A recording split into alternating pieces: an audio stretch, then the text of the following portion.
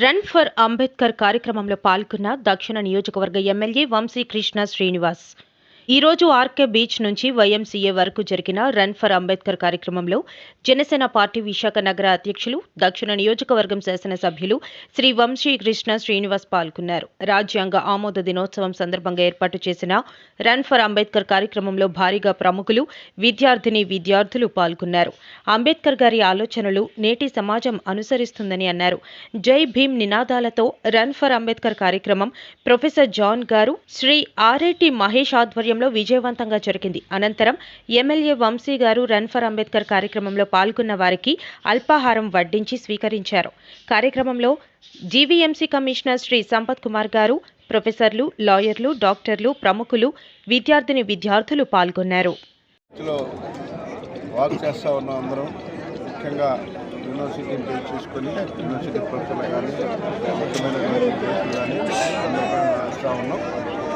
భారత రాజ్యాంగాన్ని ఆమోదించిన రోజు కాబట్టి ఇవాళ బడుగు బలహీన వర్గాలకి అలాగే అన్ని వర్గాల ప్రజలకు కూడా ఆమోదమైనటువంటి రాజ్యాంగం ఆ రోజు ఊహించి ఈ భారతదేశం ఏ విధంగా ఉండాలి, మరి అభివృద్ధి పనులు నడవాలంటే ఎలా ఉండాలని చెప్పేసి ఆయన ఎంతో ముందుగా ఊహించి ఆ రాజ్యాంగాన్ని రూపొందించి ఇవాళ ఆమోదించబడింది. కాబట్టి ఇవాళ మన అందరం కూడా ఆర్థిక ఫలాలతో పాటు అభివృద్ధి ఫలాలను కూడా అందుకుంటూ ఇవాళ ముందుకెళ్తున్నామంటే ఆ రోజు అంబేద్కర్ ఒక ముఖ్య వ్యక్తిగా ఉంది ఇవాళ ఈ రాజ్యాంగాన్ని రూపొందించింది. కాబట్టి ఆయనకు ప్రత్యేకమైన ధన్యవాదాలు.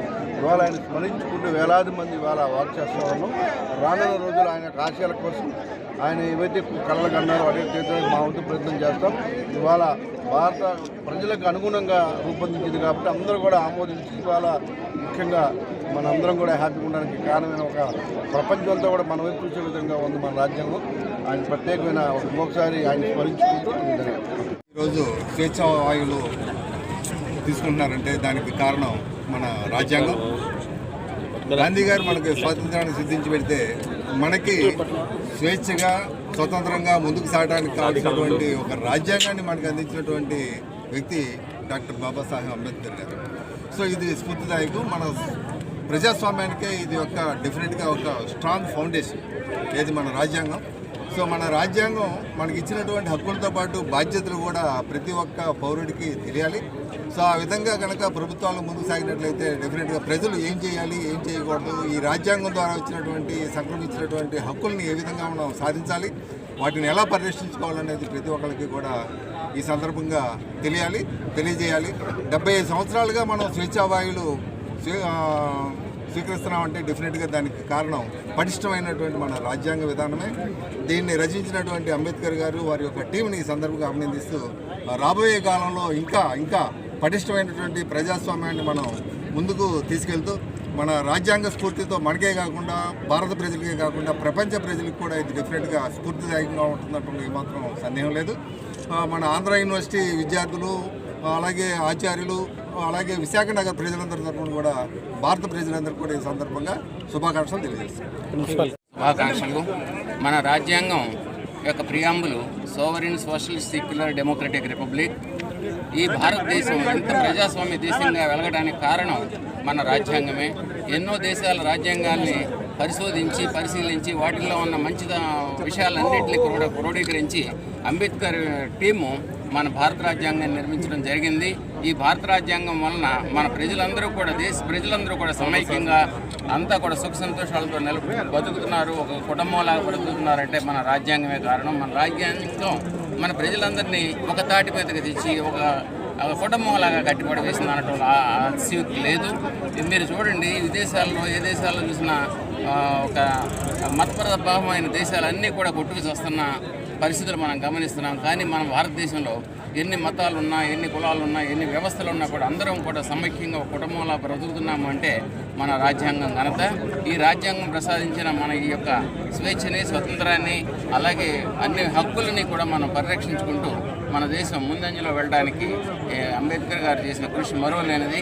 ఈ యూనివర్సిటీ ప్రొఫెసర్లు, పరిశోధకులు, విద్యార్థులు అలాగే వచ్చిన ఎమ్మెల్యే గారు వంశీకృష్ణ యాదవ్ గారు అలాగే జీవీఎంసీ కమిషనర్ గారు ఇతర పెద్దలు అందరికీ కూడా యూనివర్సిటీ తరఫున ఆర్ట్స్ కాలేజీ ప్రిన్సిపాల్గా నేను అందరికీ కూడా ధన్యవాదాలు తెలియజేసుకుంటున్నాను. ఇలాంటి కార్యక్రమాలు నిర్వహించి ప్రజల్లో మంచి చైతన్యం రాబోయే రోజులు ఇంకా తీసుకురావాలని కోరుకుంటూ నాకు ఈ అవకాశం ఇచ్చిన అందరికీ అందించినటువంటి ఈ శుభదినాన ఆంధ్ర యూనివర్సిటీ విద్యార్థులతో పాటు అక్కడ ఉన్నటువంటి సిబ్బంది, గౌరవ ఎమ్మెల్యే గారు అందరూ కలిసి ఈ యొక్క రన్లో పార్టిసిపేట్ చేయడం చాలా సంతోషంగా ఉంది.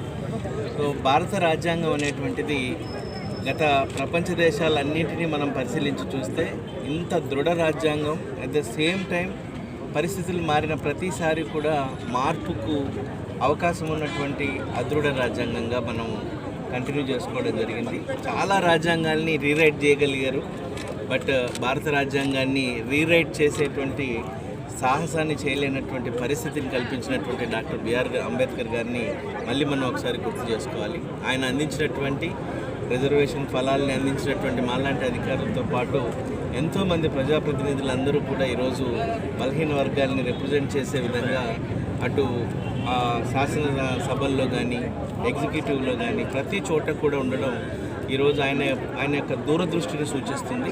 సో ఈ స్పిరిట్ ఏదైతే ఉందో దీన్ని కంటిన్యూ చేయాలి.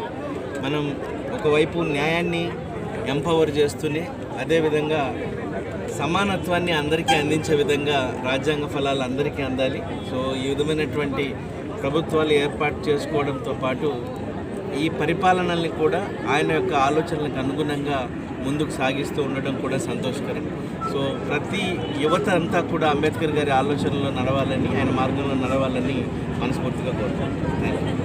సమానత్వాన్ని, సౌభ్రతత్వాన్ని, ప్రజాస్వామ్యాన్ని ఇచ్చి ఈ దేశ అభివృద్ధికి కారణమైనటువంటి ఈ భారత రాజ్యాంగం, ఈ దేశం ఉన్నంత వరకు ఈ రాజ్యాంగం కంటిన్యూ అవుతుంది, ఇది కొనసాగుతుంది.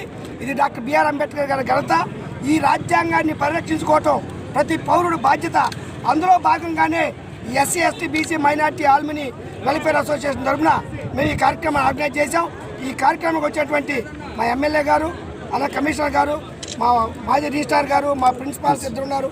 మా ప్రిన్సిపాల్స్, తర్వాత ఆచార్యులు, స్టూడెంట్స్, బయట డాక్టర్లు అందరూ ప్రతి ఒక్కరు పార్టిసిపేట్ చేశారు. వాళ్ళందరూ కూడా అభినందనలు తెలియజేస్తున్నాను. Long live Indian constitution. ఈ రాజ్యాంగమే ఈ దేశానికి శరణ్యం. జై భీమ్.